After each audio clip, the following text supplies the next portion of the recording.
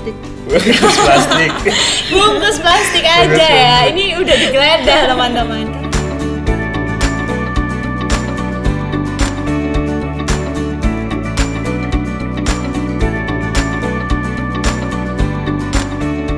Halo, kembali lagi di Suara Mawang Catia Podcast. Wow, ini di samping saya wajah yang gimana ya? Tidak asing ya pastinya ya. Kalau kalian udah tahu di SMA Lab UM pasti kalian sudah kenal dengan mereka-mereka yang sangat berperan juga ya di SMA Lab UM. Mungkin sebelumnya kita kenalan dulu ya. Yang saya namanya Jihan Yakaumi dan di sebelah saya ini cowok sama yang cantik ini, ganteng cantik ini, silakan. Halo, nama aku Dian sebagai Ketua OSIS SMA Laboratorium Universitas Negeri Malang periode 2020-2021. Halo, nama aku Anas Alfauza Firanda sebagai Komandan Dewan Keamanan Sekolah SMA Laboratorium UM Malang tahun 2019 periode 2019-2020. Oke, beri tepuk tangannya dong.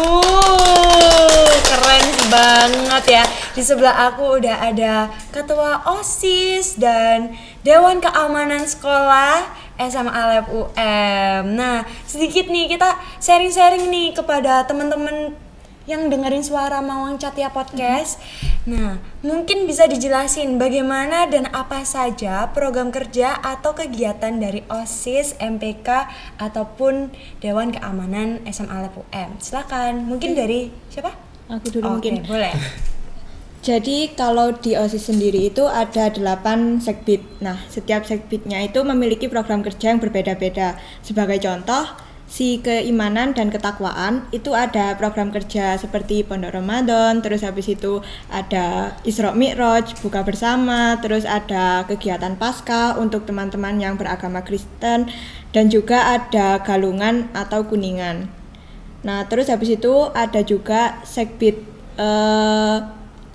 bela negara. Nah, itu biasanya untuk perayaan hari-hari besar seperti Hari Kemerdekaan, Hari Kartini, terus habis itu seminar bela negara dan lainnya. Terus habis itu ada juga dari si politik. Nah, si politik ini biasanya bertugas untuk mempererat antar anggota OSIS itu sendiri, dan juga ada program kerja yang ditujukan kepada siswa-siswi SMA Laboratorium Universitas Negeri Malang seperti gerakan literasi dan banyak lainnya.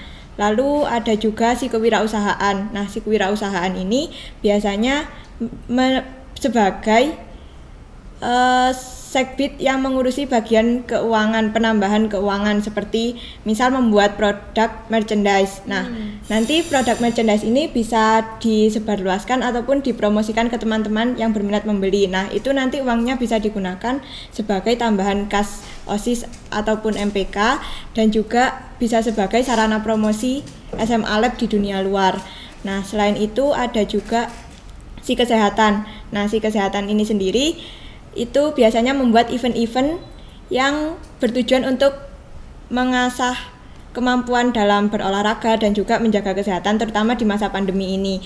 Nah, program kerja terdekatnya itu ada GoSport yang rencananya akan diadakan secara online. Nah, penasaran kan? Mungkin nanti bisa diikuti lebih lanjutnya. Terus habis itu yang terakhir ada dari sekbid bakat minat. Nah, bakat minat ini yang biasanya untuk event-event besar seperti kelas meeting kemarin. Terus habis itu ada juga MPLS mungkin, terus habis itu ada Student Day. Nah, itu yang diurusi oleh si bakat minat. Mungkin itu dulu aja, Kak. Oke, itu dari OSIS dan MPK ya. Ya. Untuk Dewan Keamanan SMA Lab UM nih, apa? Kalau ya Dewan Keamanan Sekolah itu punya proker. Lihat dari tahun kemarin ya.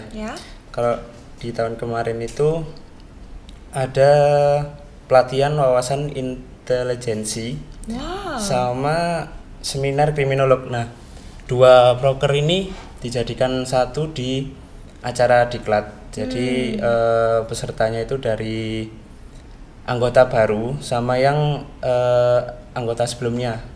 yang jabat lagi. Oke. Terus habis itu ada studi banding. Studi banding ini kan kalau nggak semua sekolah ada Dewan Keamanan Sekolah kan ya. Oh iya sih. Jadi referensinya kalau di Malang ini Taruna Nala gitu. Habis itu ada safety school. Safety school ini pelaksananya seperti kayak waktu istirahat gitu. Waktu istirahat ada operasi kayak penggeledahan. Oh iya. Oke. Udah gitu. Itu ya. Jadi menarik sekali ya dari kedua belah pihak ini menjelaskan tentang bagaimana dan apa saja program kerja selama ini dan tujuan dari program kerja kalian ini apa sih? Mungkin dari OSIS dulu ya. Kalau dari OSIS sendiri tentunya untuk mengasah minat dan bakat siswa terutama di bidang non-akademik. Jadi diharapkan dengan adanya program kerja ini teman-teman yang memiliki minat dan bakat di luar kegiatan sekolah seperti pembelajaran daring bisa mengikutinya dengan baik gitu. Oke. Jadi kayak apa ya? Anak-anak itu bisa merasakan dengan nyaman di sekolah seperti itu. Mungkin kalau dari Deka? Kalau dari Deka yang pertama tadi kayak seminar atau pelatihan itu kan buat anggota ya. Itu tujuannya melatih anggota biar wawasan kayak di bidang keamanan dan intelijensi kan itu ada pembicaranya itu kayak dari TNI, Polri gitu dan dari senior juga ada. Itu diajarin tentang seperti merujuk ke psikologi gitu. Oh, jadi kayak intel sekolah gitu ya? Bukan, beda. Oh, apa terusan? Bisa beda dispesifikan? Dong. Apa? Kayak lebih kayak gimana? Biasanya kalian itu kan gelada-gelada, ya kan? Itu gelada-geladanya disuruh atau memang kita tugasnya setiap tahun atau setiap bulan itu emang udah jatahnya buat gelada atau yang lain-lain gitu? Enggak sih, aslinya itu kan udah geledah itu kan kalau ada yang melanggar peraturan sekolah seperti bawa make up, terus apalagi biasanya bungkus plastik bungkus plastik aja ya. Ini udah digeledah teman-teman karena kita juga di SMA Alep juga go green ya teman-teman ya. Iya bener banget. Dan nih, menurut kalian apa yang menjadi unggulan tersendiri dari berbagai macam program kerja yang kalian miliki? Oke, berarti itu jatuhnya ke program kerja unggulan. Benar. Kalau program kerja unggulan dari OSIS sendiri itu mungkin student day dan nanti kalau memungkinkan ada disnatali sekolah. Wow, disnatali sekolah. Itu kayaknya pas tahunku nggak ada ya. Kenapa kalian seperti itu? Oke, itu seru banget ya. Mungkin bisa dibocorin dikit nggak? Jadi untuk disnatalisnya ini rencananya akan dilaksanakan bulan Mei. Terus habis itu mau dibuat konsepnya hampir mirip seperti Malang Tempo dulu gitu Kak. Wow, keren banget ya. Terus mungkin bisa ceritain sedikit lagi mungkin kayak di dalam perencanaannya. Kan tadi itu konsepnya ya kan ya. Untuk perencanaannya nih, itu kayak gimana? Biar adik-adik itu kayak mau masuk SMA Alep itu kayak wow, ada seperti acara ini jarang loh di SMA yang lain kayak gitu. Nah kalau untuk perencanaan kegiatannya itu mungkin bakal diadakan secara online ya, mengingat sekarang kan masih masa pandemi. Terus habis itu untuk apa aja sih dalam kegiatannya tersebut, mungkin ada beberapa lomba-lomba. Terus habis itu juga ada konser musik dari teman-teman yang ada bandnya di SMA gitu. Wah keren banget. Parah sih ini, pasti ditunggu-tunggu ya oleh siswa-siswi SMA Alep maupun peserta didik baru SMA Alep UM. Mungkin dari Deka ya. Apa tadi pertanyaannya? Pertanyaannya tadi, ini nih, kurang fokus ya. Ada ibu nih. Saking suwin. Oke, apa yang menjadi unggulan tersendiri dari berbagai macam program kerja yang kamu miliki di Deka? Program kerja unggulan gitu? Yes, betul. Ya mungkin kalau karena tidak terlaksana ya, kalau misal terlaksana mungkin yang menjadi unggulan itu studi banding sih. Oke. Cuman dari pengalaman tahun kemarin yaitu pelatihan yang dijadikan satu di acara diklat anggota. Kalau boleh tahu ini kenapa kok nggak terlaksana? Karena pandemi.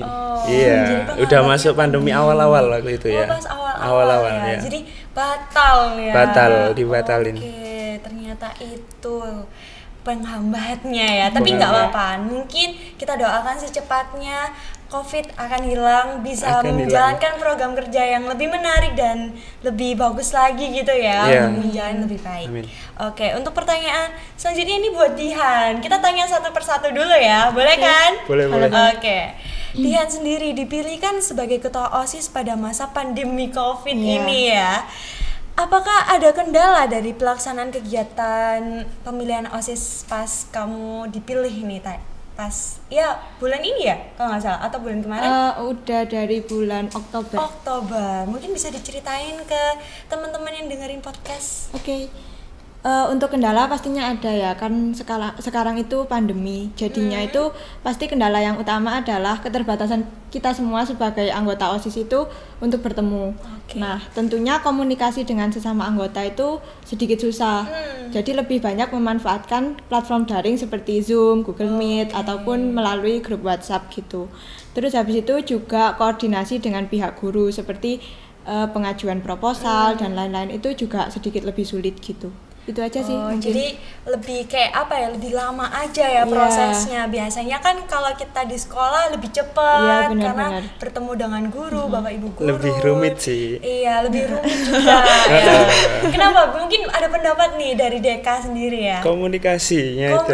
Iya, komunikasinya kenapa kan agak udah susah. ada Gimit, terus Zoom, kan lebih mudah dong seharusnya. Karena kalau pakai seperti Zoom, Google Meet itu malah lebih pasif. Yang ikut. Gitu. Jadi kayak lebih diem. Lebih gitu. Diem, disuruh saran gitu, diem semua. Atau mungkin diemnya itu males ya, karena udah mager di rumah. Nah, ya benar. Bisa jadi. Iya, oke. Dan bagaimana nih cara buat mengatasi kendala tersebut buat di masa pandemi ini? Mungkin kalau untuk komunikasi antar sesama anggota itu ya tadi itu menggunakan platform daring. Kalau nggak gitu mungkin melakukan pertemuan terbatas. Jadi mungkin dari beberapa sih kita mengadakan pertemuan, tapi nggak semua gitu. Tergantung mereka diizinkan atau tidak oleh orang tua. Dan tentunya kami juga tetap melaksanakan protokol kesehatan. Nah, kalau untuk koordinasi dengan pihak Dewan Guru, kami biasanya itu dengan sharing-sharing ringan gitu. Terus habis itu untuk pengajuan proposal kami cepatkan beberapa bulan sebelumnya agar Bapak Ibu guru itu bisa meneliti lebih jauh dulu. Kira-kira manfaatnya itu emang besar atau enggak gitu. Terus habis itu kalau berdasarkan deadline pelaksanaan, kami tidak terlalu terfokus ke itu sih. Soalnya yang terpenting adalah pelaksanaannya dapat berjalan dengan baik dan lancar. Oke, jadi kenyamanan juga pastinya ya. Karena kan di masa pandemi ini kayak kita kadang-kadang kayak mikir dua kali harus melakukan sesuatu hal, terus juga harus menjaga kesehatan. Tetap tadi kata Dihan menjaga protokol kesehatan juga. Karena di SMA Lab juga ya udah disediain wastafel, terus kayak hand sanitizer dan lain-lain itu udah lengkap banget. Dan ini pertanyaan buat Mas Anas ya, Kak Anas. Wah, bagaimana dengan kegiatan Deka pada saat pandemi ini? Kegiatan Deka pada saat pandemi gimana tuh? Lebih ke nggak ada.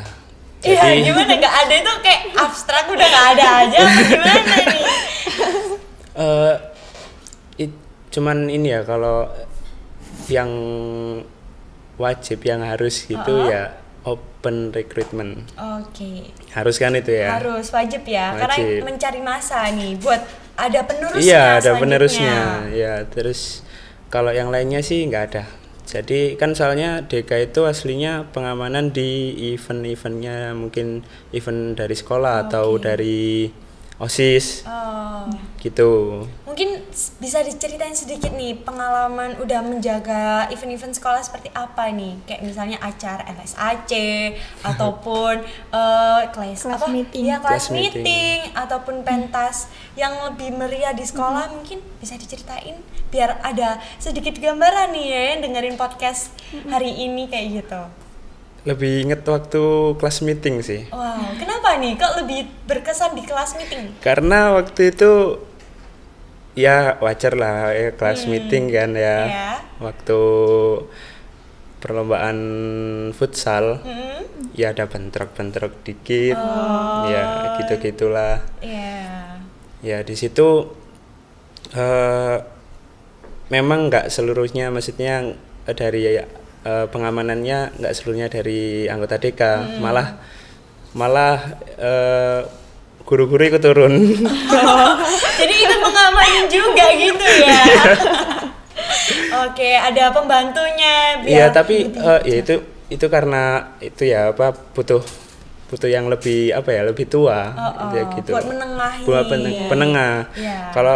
Kalau misal dari anggotanya kan malah jadi bentrok ikut juga ya. Juga nanti. Malah nggak selesai di lapangan ya. Nggak, tapi aslinya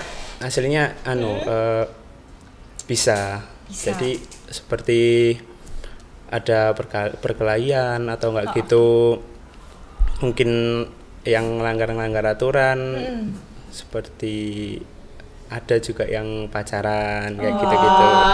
Gitu ya. Aduh, boleh lah kalian menikmati masa SMA itu boleh, tapi sewajarnya aja ya. Iya, betul. Kalau udah waktunya sekolah, ya udah sekolah. Iya. Gitu. Mungkin itu aja dari Deka untuk yang berkesan tadi. Iya. Oke. Nih, aku mau bertanya nih ke kalian berdua. Hal apa aja yang kalian dapat selama pengalaman yang ini kalian jalanin di OSIS sama di DK? Siapa dulu? Mungkin Masnya. Oke, mungkin Mas Anas ya. Hal apa saja yang kalian dapat? Yang dapat ya. Mungkin pengalaman ataupun ya saya baru pertama kali merasakan nih kayak gini atau gimana? Saya ikut Dewan Keamanan ini mulai kelas 10. Wow, kelas 10. Mulai kelas 10. Jadi ya emang awalnya nggak tahu ini organisasi apa gitu kan ya. Terus akhirnya kalau boleh jujur nih, dulu waktu itu daftar OSIS. Daftar OSIS terus kenapa ini? Nggak keterima tuh. Nggak keterima ya teman-teman. Langsung dia move ke DK. Pelarian. Iya bener, terus habis itu di DK diterima. Alhamdulillah. Itu rasanya kayak gimana itu? Seneng, tapi seneng penasaran sih. Soalnya kan ini organisasi apa gitu kan. Kayak nggak tahu masih ada. Iya. Terus habis itu lanjut sampai kelas 11, sampai kelas 12. Dan berkesannya itu banyak sih ilmu yang didapat. Soalnya kan mulai dari kelas 10 ilmu yang didapat seperti ternyata dalam organisasi itu seperti ini. Harus gini gitu. Dan yang lebih ke internalnya lagi itu tahu bahwa membaca seseorang itu nggak dari penampilan fisiknya aja atau dari perlakuannya, tapi ada dari yang lain. Oke, dirahasiakan ya teman-teman dong. Ya. Makanya ikut daftar. Makanya daftar langsung masuk juga ya ke SMA Lab. Jadi tambah tahu nih apa aja organisasi yang ada di SMA Lab UM. Mungkin dari OSIS ini? Kalau OSIS sendiri kan tentunya hampir sudah ada kan di seluruh SMP ataupun SMA. Nah, terus kalau bedanya OSIS di SMP atau SMA lain dengan di SMA Lab itu mungkin yang pertama kan OSIS SMA Lab itu cukup terkenal gitu loh di seluruh Kota Malang. Jadi biasanya sebagai perwakilan OSIS ke Jawa Timur. Jadi di sana kita bisa bertemu dengan banyak teman dari berbagai daerah gitu. Itu sih yang paling berkesan. Kalau secara internal di OSIS SMA Lab sendiri, mungkin kita bisa saling mengenal, menambah relasi dari kakak kelas ataupun dari adik kelas. Terus habis itu mungkin juga bisa bagaimana kita berkomunikasi yang baik dengan menempatkan diri, bagaimana kita dengan guru dan juga bagaimana kita dengan teman gitu. Oke, ini sekilas tadi itu sama Dian udah dijelasin ya bagaimana berkomunikasi dengan guru dan teman. Nah, sedikit nih sebagai ketua bagaimana kalian memposisikan diri di hadapan teman ataupun Bapak Ibu guru? Oke. Kalau dengan teman sendiri itu mungkin lebih ke sharing-sharing, terus habis itu menggunakan bahasanya yang nggak usah kaku-kaku. Jadi kalau kita menggunakan dengan bahasa yang kaku itu cenderung nanti teman-teman kita itu bakal ngerasa ngapain sih kok sok banget gitu. Nah sedangkan kalau dengan Bapak Ibu guru kita tetap harus menjaga attitude. Seandainya ada yang kurang pas atau mungkin yang kurang setuju dengan pendapat Bapak Ibu guru itu bisa disampaikan dengan bahasa yang baik dan sopan gitu sih. Oke, menurut Anas nih sebagai ketua DK itu bagaimana sebagai ketua bagaimana kalian memposisikan diri? Kalau saya pribadi, saya tidak mengakui saya menjadi ketua. Jadi layaknya seperti teman-teman biasa gitu. Tapi ya tetap menjaga nama baik gitu. Simpel sih. Kalau ke Bapak Ibu guru bagaimana? Iya, tetap jaga sopan santun dan attitude paling penting. Oke, dan ini pertanyaan terakhir ya, nggak kerasa ya. Adakah sedikit pesan ataupun motivasi untuk siswa-siswi SMA Lab dan pendengar podcast? Ini untuk teman-teman semua siswa-siswi SMA Lab UM, tetap semangat dan jangan menyerah, dan jangan lupa untuk tetap berprestasi walaupun di masa pandemi ini. Mungkin itu aja sih Kak. Oke, mungkin dari Anas? Yang pertama tetap semangat, yang kedua sih cari pengalaman yang belum pernah dialami. Jadi harus selalu mencari. Udah sih, semangat intinya. Jadi tetap apalagi dalam masa pandemi ini. Oke, jadi tetap semangat, terus harus tetap menjalankan kewajiban yaitu sekolah, cari prestasi sebanyak-banyaknya meskipun di masa pandemi ini ya. Oke, dan gak kerasa nih teman-teman, waduh, udah selesai ya podcast kita hari ini, dan terima kasih sebelumnya Dina. Sama-sama. Terima kasih juga Kak. Mungkin waktu yang lain kita bisa kayak ngomong-ngomong lagi lebih jauh tentang OSIS, DK, dan MPK. Dan oke, sekian dari Suara Maung Catia Podcast dan sampai jumpa.